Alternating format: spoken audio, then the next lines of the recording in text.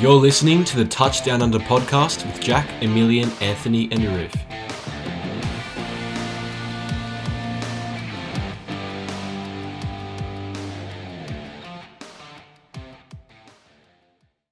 Hello, everybody, and welcome back to the TouchDownUnder Podcast. I'm Jack, your host, and as always, I'm joined by Emilian. How we going? Anthony. Good to be here. And Arif. Happy to be back. Now, this is episode 16 of the podcast, and we have got a team predictions episode for you guys today. It is our last off-season episode before we start uploading during the season, which starts this Friday with the Houston Texans and Kansas City Chiefs. Boys, we are so close to the start of the season. I can't be the only one that's excited. Yep, it's going to be awesome. Can't wait. Especially now with the whole pandemic, sports, NFL in general has been more anticipated than ever, I reckon. Absolutely. Now, as always, we're going to kick it off with our news segment.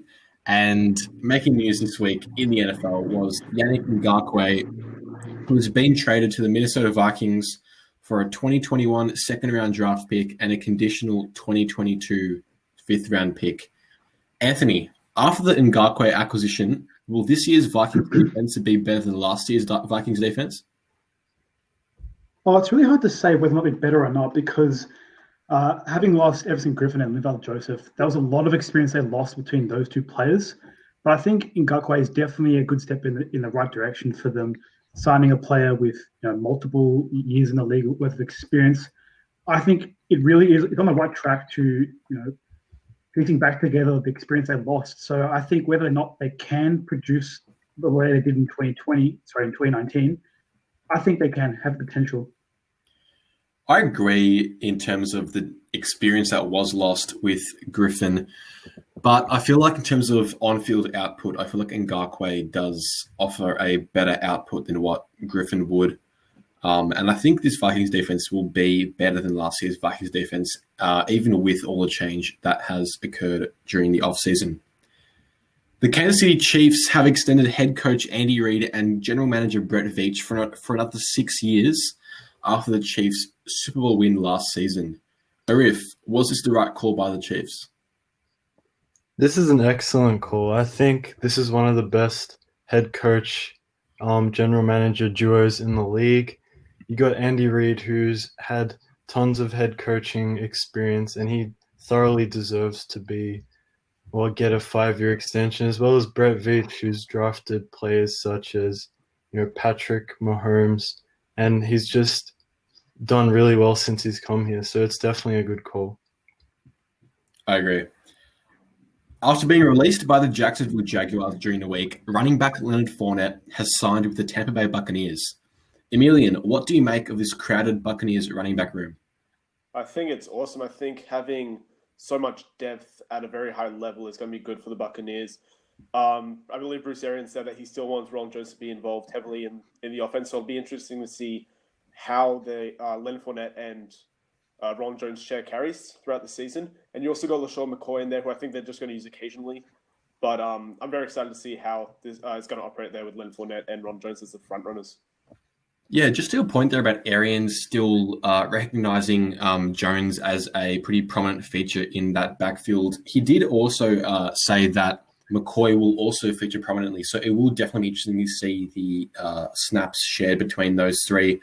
I do have to wonder whether someone like Ronald Jones is the odd man out and may even get traded, whether it be before the season or mid-season. It sounds like it won't be before the season, but I feel like he's definitely a mid-season trade candidate, especially with just how crowded it is. Anthony? Just on that, potentially Ronald Jones getting traded, the Buccaneers have the least cap space in that league, so that could be something that happens. That's a really realistic option for them to increase the cap space they have in the season. You're right. The roster they do have now is obviously a win now roster, and they do have quite a few veterans now on that roster. So it is important, while they have a bunch of veterans, that it is important that they do continue to build through the draft. And I feel like it would be good for them to actually build more draft capital as a result of a trade like that, as it does kind of keep building new guys while the veterans are in place now. The Cleveland Browns have traded a 5th-round draft pick to the Jacksonville Jaguars for safety Ronnie Harrison. Arif, how does Harrison fit in with the rest of Cleveland's safeties? I think he fits in as like maybe potentially not starting straight away, but he's definitely a great option to have, especially just getting him for a 5th-round draft pick. And he is signed through to the end of next season. He might be competing at strong safety with Carl Joseph, who they acquired from Las Vegas last season. He's more of a strong safety, so I don't think he'll take over Andrew Sendejo's spot just yet after, Grandelpit's injury, but he's definitely got starting potential, and a 5th-round pick is not much to pay for a guy of Harrison's caliber. Well, it is interesting you bring up Sendejo and Joseph. Sendejo and Joseph and Harrison are all listed as strong safeties, so it will be interesting to see who gets a starting job at that position. And I'm wondering if one of those guys does actually make a switch to free safety, as they don't really have many free safeties on the roster at all. So it will be interesting to see if we see kind of like two kind of strong safeties kind of playing out of position perhaps. The Dallas Cowboys have released veteran free safety Clinton Dix after signing him for a 1-year deal at the start of the offseason. Anthony, does this move mean the Cowboys are pursuing Earl Thomas? I think it definitely would suggest that for sure. I think Earl Thomas definitely has a talent to really make an impact as soon as he joins the Cowboys. If he does, it's a move that I reckon will boost the Cowboys' defense, having lost Byron Jones in the offseason. But for me, obviously in the last couple of seasons, there's been a lot of conversation about the Cowboys not having the best locker room atmosphere. There's been a lot of drama through there.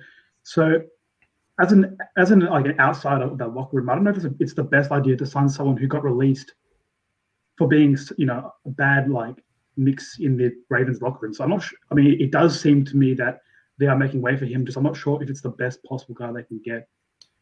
I do see a point about the potentially bad locker room presence a guy like Earl Thomas could bring to the Cowboys, but obviously in terms of on-field output, Earl Thomas is definitely an upgrade, or would be a definite upgrade of someone like Clinton Dix, who is probably reaching the latter stages of his career in the NFL. The New England Patriots have named Cam Newton as their Week 1 starter at quarterback. Emilian, was this the right call by the Patriots? Yeah, absolutely. I'm not surprised. I mean, I think we all expected him to be named the starter over Stidham and Hoyer. And it's also interesting to note that we did talk about how his contract is extremely cheap, and it's kind of like a miracle how Bill Belichick got that to work. And if Cam Newton produces really well for the Patriots this year, if he leads them to the playoffs and potentially even further, I wonder what kind of contract he'll be getting in the future there. So very, very excited to see him in that Patriot system. Excited to see how Belichick is going to change the playbook to fit Newton. And yeah, honestly not surprised that he's a Week 1 starter. It is interesting, obviously, with Brian Hoyer also at the Patriots. He has played, he has started games for the Patriots in the past. So it is interesting that Newton was chosen ahead of him, and also ahead of Jarrett Stidham, who was being talked about as a decent prospect coming through. But I agree that they did make the right choice here by choosing Newton. Finally, according to Tom Pelissero, the New Orleans Saints are sending an all-out blitz to try and sign free agent defensive end Jadeveon Clowney, who has spoken multiple times to head coach Sean Payton. The Seattle Seahawks and Tennessee Titans are the other two teams who are rumored to be seriously interested in Clowney's services. Arif, where does Clowney sign and why?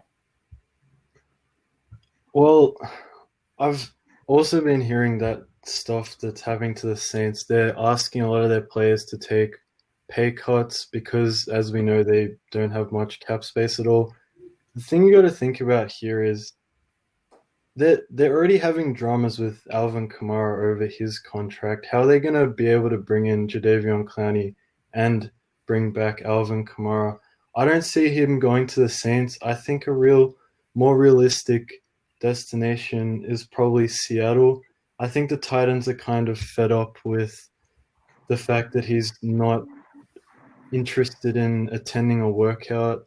Obviously, there's a lot of question marks about his core muscle injury last season, and if he'll be able to play all of the games in 2020. So I think Seattle, on a 1-year deal as they did last year with him, I think that's the way to go for Clowney. Yeah, I think you make a really good point about the Saints. There are a lot of mouths to feed in terms of contract situations. Obviously, it looks like they've kind of settled down the Kamara situation, but there were a few whispers about potentially trading him if they continued kind of stalling in those negotiations. So I feel like getting a guy like him signed long term is probably more important than bringing in an extra body at defensive end. Even if it's a guy like Clowney. So I do agree that. It's probably more down to the Seahawks and Titans. And the Titans definitely they definitely could use a guy like Clowney, especially with the departure of Jarrell Casey in the offseason. But with Clowney's familiarity with the Seahawks, I feel like that's a bigger possibility. Now, that wraps up our news segment for this week, and we're going to move into our team predictions. And our first section of our predictions is teams that we think will exceed expectations this season. And we each have 2 teams who we think will exceed expectations. And I'm going to kick it off with my 2 teams. And the first is the New England Patriots. I think they go 9-7 this season. Cam Newton was voted by his teammates as offensive team captain just 2 months after signing with the team. Now, that is completely unprecedented for the Patriots. The shortest it's taken a new signing to take on a captain role has been a year at least. If you go look at guys like Randy Moss. But Newton is a team captain within 2 months of signing, so it should say something about his teammates' belief in him as a player and in this team. So I feel like Cam has the guys around him who support him in his organization, and I definitely have trust in Bill Belichick to build a really nice offensive system that plays to Newton's strengths. So I definitely believe in the Patriots this year, and I feel like they're going 9-7. The second team who I believe will exceed expectations this season is the Indianapolis Colts. I think they go 11-5 this year. They've got a really great offensive line. They just locked in another piece. They signed center Ryan Kelly long-term, making him the highest paid center in NFL history. So locking down him and also having a guy like Quentin Nelson at guard is really important. And I feel like obviously a great offensive line it helps great offenses, and bringing in a guy like Rivers as well only helps more. So that offense has the potential to be really special this season. And they obviously have the really great young defense headed by Darius Leonard there as well. So I feel like the Colts definitely have a chance to exceed expectations. I feel like most people would expect them to be around the 9-7, 10-6 mark. I feel like they go a bit beyond and go 11-5. Anthony? So my first pick, I've gone with the Falcons. I believe that the Falcons, I reckon they have a decent chance they can secure the 7th seed or even the 6th seed at the best. But I feel for me, this is probably closer to being a bold prediction than a prediction that would see the Falcons, exceeding expectations, because a lot needs to go right for them to get that 7th or 6th seed. They don't have a very strong run game. They don't have a lot of depth at running back. Todd Gurley is a starter at running back, and there's a lot of question marks whether or not he can stay healthy. So already that run game isn't that strong. But if they can get going, if that run game can return to somewhat similar level as he did with the Rams in 2018, and combined with Laquan Treadwell, Julio Jones, and Calvin Ridley, I reckon the Falcons definitely do have what it takes to make the playoffs. Also, for my second pick, I've gone with the Cardinals, and I have 5 words: DeAndre Hopkins and Kyler Murray. This duo has the ability to be very special this season, and especially with Kyler Murray coming off his rookie season where he didn't play great, but he didn't have a lot of talent around him. The Cardinals have done exactly what they should have done by surrounding him with talent, and DeAndre Hopkins is a man that can really get the gears going for the Cardinals, especially with a run game that introduces, Kenyon Drake came to the Cardinals halfway through last year, and his numbers have only improved, and it looks like he'll get back to similar to his form that he was in 2017, where he recorded nearly 800 yards. I think the Cardinals have what it takes to really push the 49ers and Seahawks to end up with one of the wild card spots in the NFC. I agree, Anthony. I definitely like the Cardinals' chances this season. Arif, who are your two choices? So my first choice for teams that will exceed expectations are the Giants. And although I don't think that they can necessarily make the playoffs, I definitely think they're a better team than they're expected to be. I think they'll improve from their 4-12 record to something like 7-9. And the reason I say this is Saquon Barkley now has 3 solid offensive linemen to run behind. He's got Andrew Thomas, who they recently drafted, Will Hernandez, and Kevin Zeitler. So he should be able to have the best season of his career. I said last episode that I thought Daniel Jones will regress in 2020, but I really don't think they'll need him that much at all with Saquon playing well. Jones will still have a healthy Engram as a security blanket, and I think the Giants' defense will heavily improve after all of their offseason additions. The second team that I have will exceed expectations. I've taken a similar route to the Giants. Again, a team that I don't think will make the playoffs, but they'll definitely exceed expectations, in my opinion, are the Dolphins.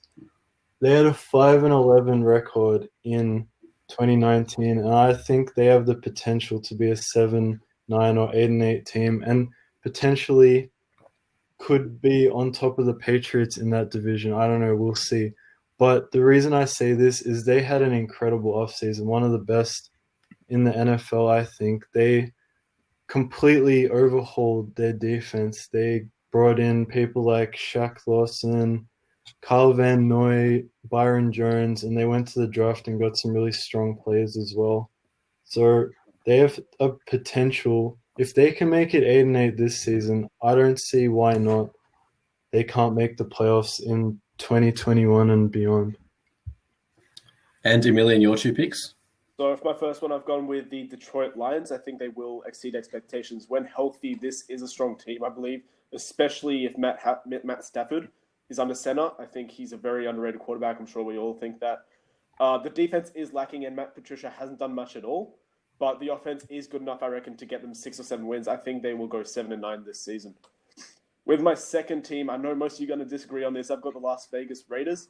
I think they made some much-needed improvements on defense, and Derek Carr is, in fact, very underrated. He was one of the most efficient quarterbacks in the league last season. He had a career-high 70.4% completion percentage and a career-high 100.8 passer rating. I think that they're definitely moving in the right direction. They're in a new city now. I think it'll be good for them. I think they go 9-7. Some interesting picks, guys. We're going to move on to our next section of predictions, and that is teams who we think will regress in 2020. And again, we have 2 each. Anthony, why don't you kick us off? See, for me, my first pick, I was a bit interested with your pick with the teams that will improve when you put down the Patriots. For me, that's a team that I think will regress.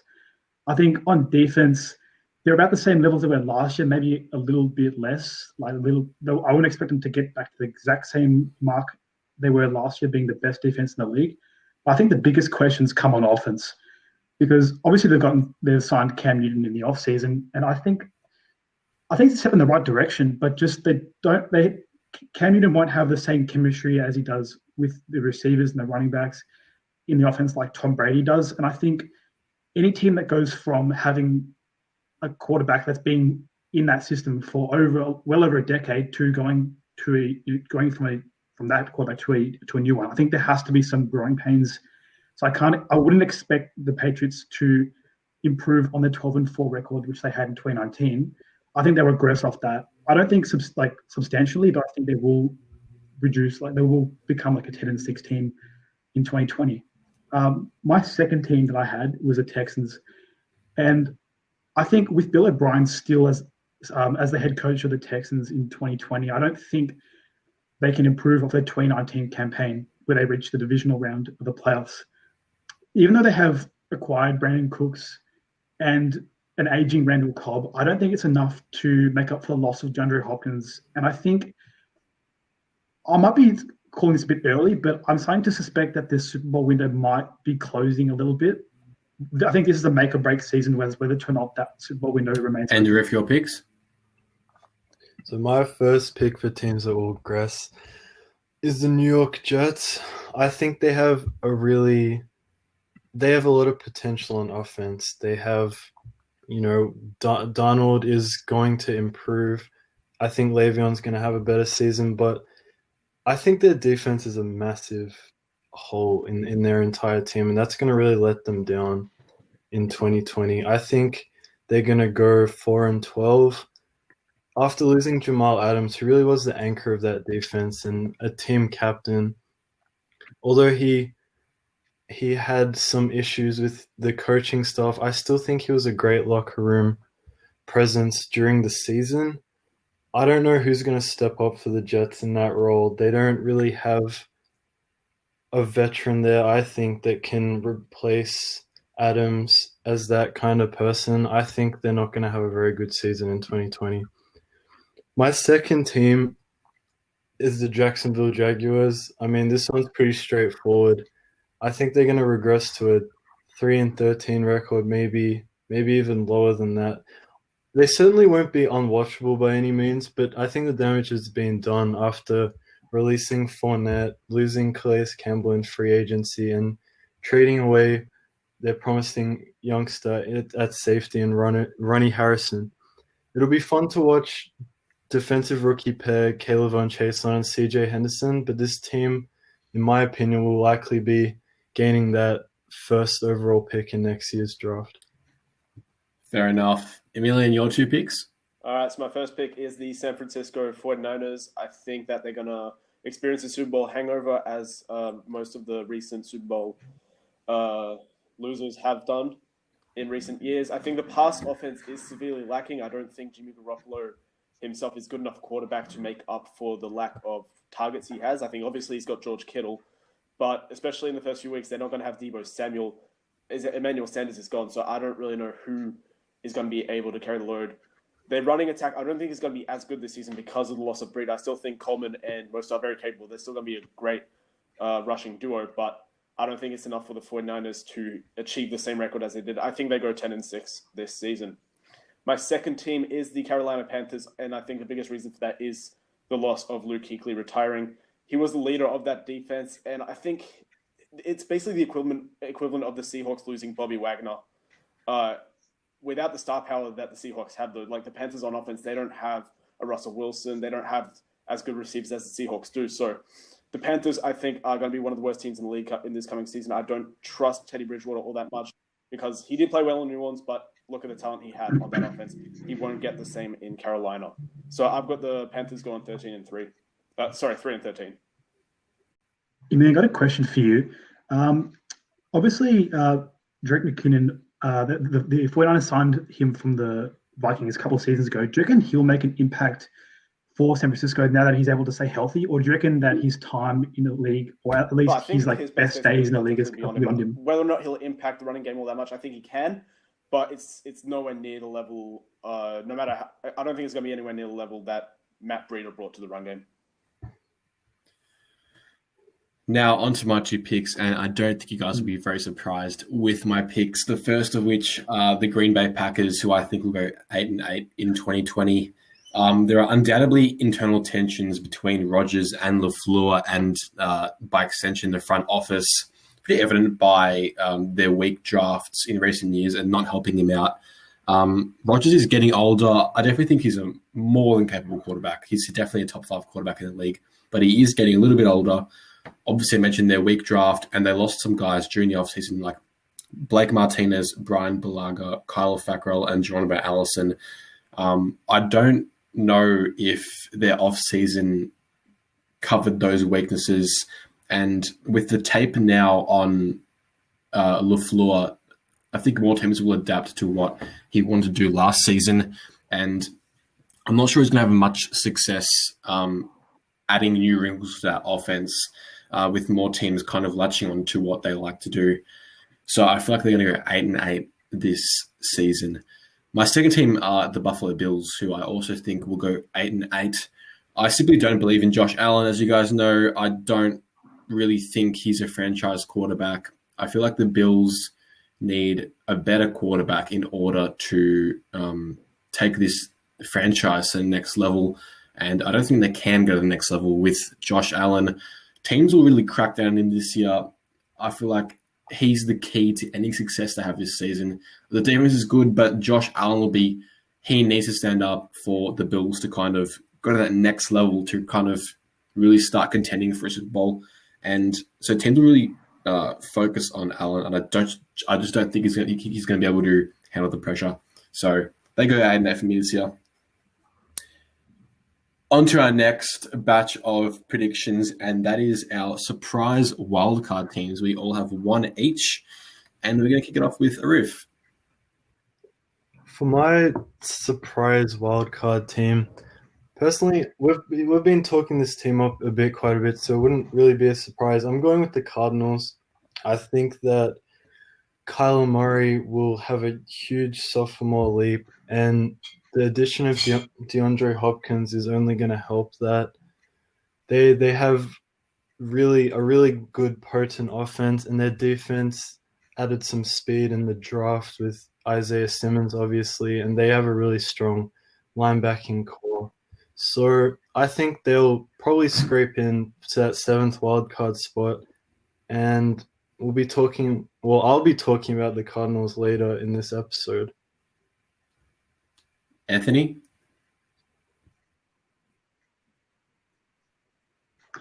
For me, I mentioned before about the teams that I reckon will exceed expectations, and I mentioned that the Falcons. I think I said that there was more of a, like surprise, like a bold prediction that the Falcons make playoffs, but I feel like it's definitely not beyond them. I mentioned about the receiver core. If Laquan Treadwell can find, new form, having moved from Minnesota to Atlanta, they could really like, there'd be a massive leap for the Falcons receiving core if he can get going. Have 3 reliable targets there, and also if the running game can get going with Todd Gurley finding form again, there's definitely no reason why the Falcons could surprise the NFL and make a wildcard spot. And onto your pick, Emilian? So this isn't going to come as a surprise. I've been saying it for the past 16 weeks. I've gone the same as Anthony. It is the Atlanta Falcons. I think they do have a very solid roster, and a lot of people are kind of saying they're not a good team based on their performance last season. Their first half was atrocious. Their second half was incredible. They finished 6-2 in the last 8 games. I think Todd Gurley is definitely going to surprise people.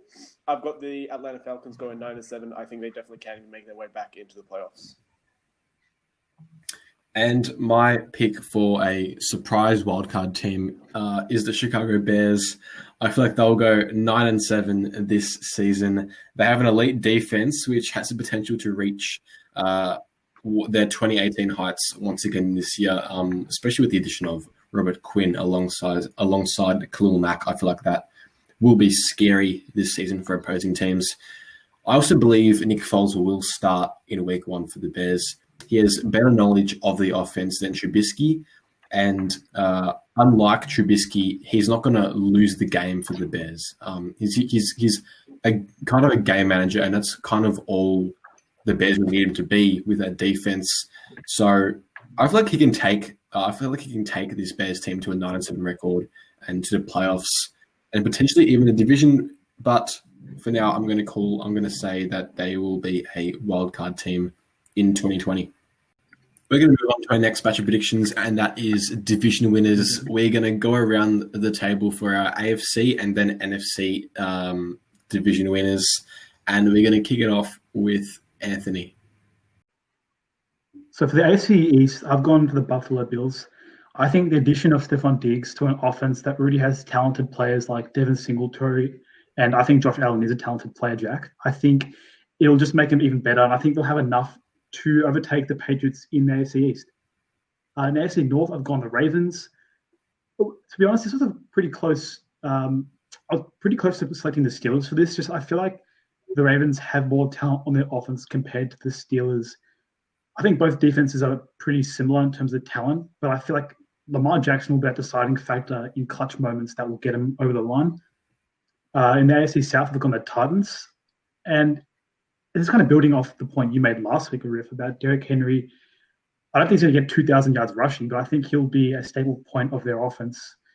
And I think having such a solid run game there in Tennessee will make Ryan Tannehill's job easier, and I think it'll be a pretty solid path for them to win the division. And in the AFC West, it's been pretty easy predicting, where the Chiefs will how they'll go in the 2020 season. I think they have to be the favourites to win the AFC West. So I've gone with them. I think they haven't really lost anyone on their offense or defense. And, being able to sign Mahomes that big contract, as well as being able to keep Chris Jones, I think it adds a lot of confidence to the team coming off a Super Bowl win. So for the AFC East, I have the Buffalo Bills. I personally think the AFC East is the Bills' division to lose. Although teams like the Patriots and Dolphins, they made some pretty good acquisitions in the offseason for the better. I don't see them really challenging the Bills in their strong defense when they play each other, which leaves the door wide open for the Bills to take the division, in my opinion. For the AFC North, I have the Baltimore Ravens. I think they take the AFC North, but not without a fight from the Steelers. It'll be great to watch the Ravens and Steelers go at it during the season, especially with that strong Steelers defense. Although I think the Steelers will make the playoffs, I think the Ravens will get over them and win the division. For the AFC South, I have the Tennessee Titans. As I alluded to last episode, I believe the Titans win this division off the back of Derrick Henry and that high-powered offense. The Titans will certainly feel the loss of Jarrell Casey, who went to the Broncos in the offseason, but their defense as a whole should be able to shut down the Colts and the Texans, who will also be in the hunt for the playoffs. And like Anthony mentioned, this one's pretty self-explanatory. For the AFC West, I have the Kansas City Chiefs, the best team in the NFL, best quarterback in the league, fastest receiving core in the league, one of the most exciting rookies in the league at running back. They also locked up multiple stars on offense and defense, and I really can't see anyone else challenging them for this division. And Amelia? So, like Anthony and Riff, in the AFC East, I've gone with the Buffalo Bills. For me, it's an obvious choice. I liked where they were at last season at 10-6. Patriots are going to decline. I think the Bills can only improve, as Josh Allen will, in my opinion. And their defense, I reckon, will be one of the best in the league. And it'll be too much for the opposing offenses in the division when you look at how they're faring and how they'll fare this season. For the AFC North, I've gone with the Baltimore Ravens. I don't think they'll be as strong as they were last year, but they'll still manage to win the division. It was hard for me to choose between them and the Steelers. I think the Ravens have a much better offense, but the Steelers have a slightly better defense. But I think Lamar Jackson will definitely get it done in the division. He will take a step back similar to Mahomes last year, but Ravens still winning that division, in my opinion. For the South, I've gone a little bit of a different direction. I've gone with the Indianapolis Colts. I think they have the strongest roster and most complete roster, I'd say, in the division. I think they went 7-9 with a quarterback who was severely underperforming, I think, in Jacoby Brissett. And I think the Texans and Titans won't be as good this season. And obviously in the AFC West, I've gone with the Kansas City Chiefs. Easiest choice for me out of every single division. They're far superior to any team in the same division. And I think they'll take the number 1 or 2 seed. Some nice picks there, Million. And to wrap this up, my picks are pretty in line with my teams that I think will exceed expectations. For the AFC East, I've got the New England Patriots winning the division ahead of the Buffalo Bills. As I mentioned, I feel like the Bills will decline and the Patriots will exceed expectations. In the AFC North, I have the Baltimore Ravens, as you guys do. I feel like they're going to go a long way this season. It's a pretty easy choice. I feel like the Steelers and Browns will be thereabouts, but this is the Ravens division. AFC South, I've gone the same route as you, Emilian. I feel like the Indianapolis Colts will win the division, and I feel like they'll go quite far in 2020 with Rivers and that offensive line and that defense. And as you guys alluded to, the AFC West is Kansas City's division. We're going to move on to our NFC division winners, and we're going to kick it off with Arif. So for the NFC East, I have the Philadelphia Eagles. This one took me a while to decide, but I think the Eagles will win the division. Obviously, it'll be tight between them and the Cowboys. But in my opinion, the Eagles take it because this past offseason they just really focused on their weaknesses, which I thought were wide receiver and cornerback. They went ahead and got Darius Slay and went to the draft to find some wide receiver help. If Wentz stays healthy, that'll also be helpful for them. For the NFC North, I have the Green Bay Packers. Yes, they had one of the worst off seasons in the league, but I think the Packers will take the division because of the fact they have one of the best offensive trios in the league in Rodgers, Devontae Adams, and Adam Jones. The two Smiths on defense, Preston and Za'Darius, will continue to terrorize as they did in 2019. They'll certainly be challenged by the Vikings and Bears, but I think the Packers will take it. NFC South, I have the New Orleans Saints winning the division. I know the Buccaneers have one of the best offenses in the league in recent memory, but the Saints have arguably the most stacked and complete roster in the NFL at all positions. The aging Breeze, he has obviously Michael Thomas, but now he also has Emmanuel Sanders to throw to, and they'll also be hoping for a bounce-back season from Alvin Kamara. They have one of the best secondaries in the league, in my opinion. The Bucs will make the playoffs, but the Saints will win this division. For the NFC West, I have the San Francisco 49ers. So for the most competitive division in the league, I think they can win if they win at least five of their 6 division matchups. Obviously, the Seahawks will be hot on their tails, and the Cardinals and Rams can challenge. And I think it will possibly come down to the final game of the season, as it did last season, with the 49ers prevailing. Interesting picks there, if Anthony. So for the NFC East, I've gone with the Cowboys. I think with a fully healthy Eagles roster, I think the Eagles definitely win the division here. But with Alshon Jeffrey questionable, Jalen Reagor injured, and Marquise Goodwin opting out of the season, I don't think it's realistic for the Eagles to expect to win that division. So I think with CeeDee Lamb, obviously the Cowboys drafting him, I think they'll just make the Cowboys aerial threat even better than it was in 2019. So I reckon the Cowboys take the division there.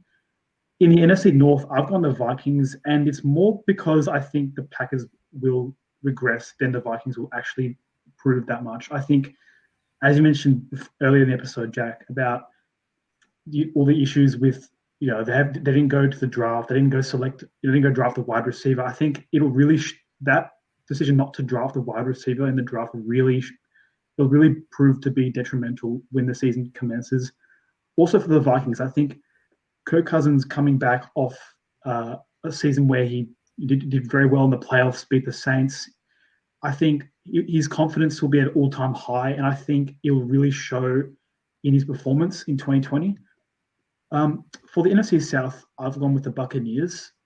And last episode, I was kind of skeptical about Tom Brady. I think he'll regress for the Buccaneers, but I think the signing of Leonard Fournette, that changes my prediction. I feel that they have enough on offense that doesn't matter how badly Tom Brady plays. I think they have enough to win the division. Just having they have a crowded running back room that's loaded with talent. They're loaded with talent at tight end and wide receiver. It's just their division to win, in my opinion. And for the NFC West, I've gone with the 49ers. I think even with key injuries to Deebo Samuel, Brandon Ayuk, Nick Bosa, and Fred Warner, it won't help the 49ers at all. But however, the first month of football is quite easy for the Niners. The Jets being the opponent within the first 4 games that have the best record at 7-9. So they won't be challenged for the first part of the season. And I think as players return, they'll just reestablish the form they were in 2019, and they will make a strong push for the playoffs and for that second and $1 million your picks in the NFC. So in the NFC East, I've gone the same as Anthony. I believe the Dallas Cowboys will win the division. Similar to what he said, I think if both teams are healthy, the Eagles will win it. But they already have injury concerns with Carson Wentz. As Jalen Reagor, Marquise Goodwin opted out. I just don't think the Eagles are going to be able to sustain themselves the entire season. The Cowboys have an incredibly stacked roster on offense. One of the best receiving cores in the league, I believe. And their defense, I think if they get the Earl Thomas signing, is going to be better than last year, despite losing Byron Jones and Robert Quinn. In the NFC North, I've gone with the Green Bay Packers. I do agree with Jack that they'll regress, but I don't think it'll be as bad as you think. I think they'll go 10-6, 11-5 maybe. I think that's enough to win the NFC North. As Arif said, they've got one of the best offensive trios in the league in Aaron Rodgers, Devontae Adams, and Aaron Jones. And they've still got great players on defense, Preston and Zadarius Smith and Jay Alexander. So Packers take the NFC North. With the NFC South, I've gone with the New Orleans Saints. I think the Saints have been one of the best regular season teams in the last 2 years, and I don't see that changing this year. That's different to how they play in the playoffs, but I'm not talking about that. I think in the regular season, they're going to come out on top in the NFC South. They have the edge over the Bucs because their chemistry is already established, and I do believe they have the superior defense. I think the Bucs are going to take a while to get in a rhythm. With the NFC West, I've gone with the Seattle Seahawks. It's a tough one between them and the 49ers, but the Seahawks have been doing a lot in the offseason to go all the way this season. They're in a win-now mode. Russell Wilson's in the best shape of his career, and last year they were one play away from winning the division, and that was without their 2 starting running backs. So I don't see why anyone would say that they can't win the division this year. I think they do it. They'll be back stronger than ever. Yeah, man, I really like the point you raised about Preston Smith and Zadarius Smith on that defense for Green Bay. I feel like they don't get as much attention as they deserve. I think if the Packers are to win the division, I really think they'll be a real big vocal part of winning the division. Onto my picks for the NFC divisions, and in the NFC East, I feel like the Philadelphia Eagles will win the division, and they win the division quite easily. Dallas Cowboys will regress this season for me. I don't believe in Dak Prescott really as much as I do Carson Wentz. I feel like the Eagles will get over some early season injuries, and it'll be much of a non-contest by the end of the season. In the NFC North, I had the Minnesota Vikings to win division, but I think I might change my mind. I might go with the Bears. I feel like the Bears are, like I said in my surprise wildcard team predictions, I feel like that could have a really good season with Nick Foles. I feel like he takes them further than Trubisky does. The defense will go back to its 2018 form, and they'll win the division. In the NFC South, I've gone with the New Orleans Saints. I feel like they will just be over the Bucs in terms of in the regular season, as you said, Emilian. In the regular season, I feel like the Saints do trump the Bucs, only just though. And in the NFC West, I feel like the San Francisco 49ers will win the division. I don't think they will have a hangover in 2020. I feel like it would be just as good, if not better, as than they were last season. So I feel like they win the NFC West. On we move now to the Super Bowl predictions, and we're going to kick it off with Arif. Sweet. Okay, so for my Super Bowl prediction, I have the Chiefs versus the Saints. And I think this offseason, the Saints finally managed to win a playoff game and more. They make it to the Super Bowl, and they put the brakes on that Patrick Mahomes and the Chiefs hype train. Breeze bows out in style and hands over the reins to a much improved Jameis Winston. I think from Jameis, we'll see something like what Teddy Bridgewater produced last season. And I think that Breeze will retire in style with a Super Bowl victory. Anthony? For me, I've gone with the Chiefs and Buccaneers. Honestly, I was a bit skeptical about buying into the Buccaneers hype. Like last 2 seasons ago, I bought into the Browns hype, and they didn't really pay off. But I feel like the Buccaneers have what it takes to go to the Super Bowl and really contest with the Chiefs in that game. I think the signing of Leonard Fournette really is that like icing on icing on a cake for me. I think that's like that one trade that really takes them that much closer to winning. But for me, I feel like the Chiefs will win the Super Bowl again. I just think Patrick Mahomes, and as you mentioned earlier on, Arif, about the receiving corps, the fastest in the league. I just think they're just too dangerous, and I don't think the Buccaneers defense will be able to stop them in that game. Emilian? So out of the AFC, I've gone the same as Rip and Anthony. It is the Kansas City Chiefs. I don't see them losing to anyone in the AFC this year. They've kept most of their starters, and in the playoffs, Patrick Mahomes was an absolute beast. In the NFC, it was tougher, but I've gone with the Seattle Seahawks. I think their roster is incredible. They just signed Josh Gordon. I think their offense is set to be one of the best. Jamal Adams on that defense is incredible. They have strong competition. There's no quarterback I trust more in the playoffs than Russell Wilson right now. and I think the Chiefs win this one, and they'll be the first team to go back-to-back since the Patriots in Super Bowl 39. And to wrap it up, my Super Bowl predictions are the same as yours in the AFC, guys. I've gone with the Kansas City Chiefs. I feel like they will go back to Super Bowl again this season. But in the NFC, I've gone with the Tampa Bay Buccaneers, just like you, Anthony. But unlike you, I feel like the Buccaneers will get the better of the Chiefs in the Super Bowl this season. It will be another Brady versus Mahomes showdown in the big dance. And I feel like Brady will come on top one last time, this time with Tampa Bay. Another point I just want to bring up quickly.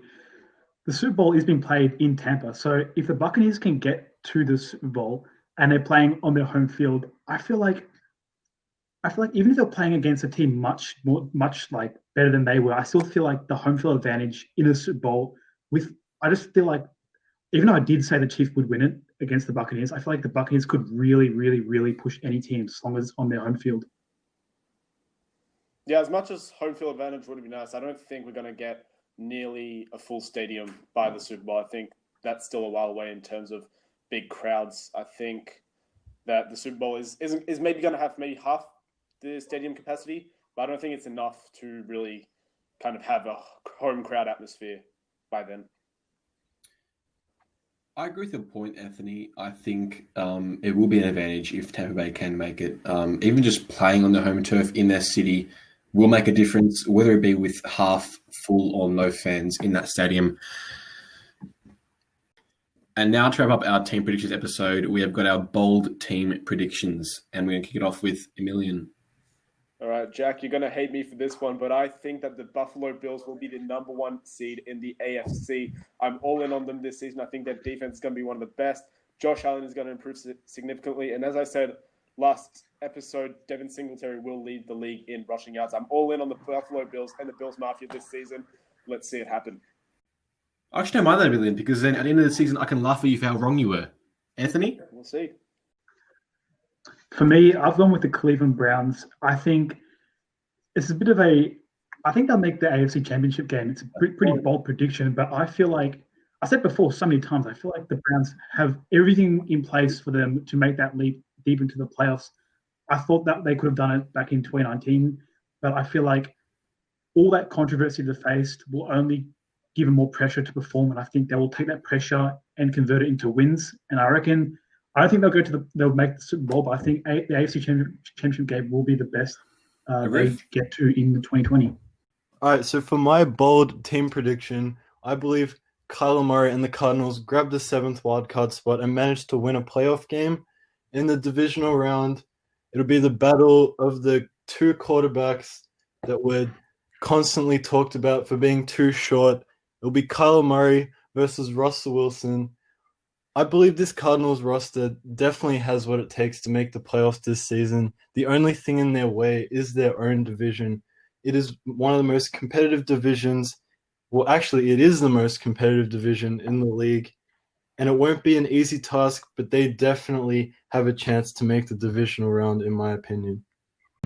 And to wrap up the episode with my bold team prediction, and Arif and Emilian, you won't like this one, but I feel like the Green Bay Packers won't make the playoffs in 2020. They will regress in year 2 of Matt LaFleur, and they'll play pretty garbage.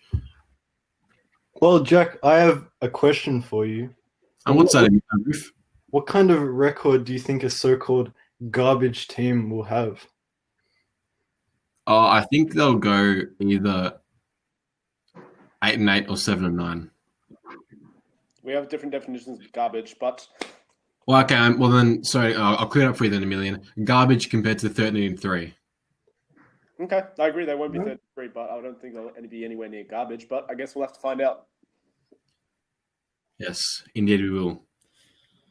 That wraps up our team predictions episode this week. We hope you enjoyed us clowning around and making some predictions. This, of course, was our last episode before the regular season does start on this time next week on Friday. And so the next time you hear from us will be once football will start being played. If you haven't already, make sure you follow us on Instagram. That is at TouchDownUnder. That is where we post all of our podcast and non-podcast content We will be posting all these predictions one by one on our Instagram, so you can check them out there. We are also on Twitter at the TW Podcast, and we premiere our podcasts on Facebook and YouTube at TouchDownUnder. We hope you guys enjoyed today's episode, and we will see you next week.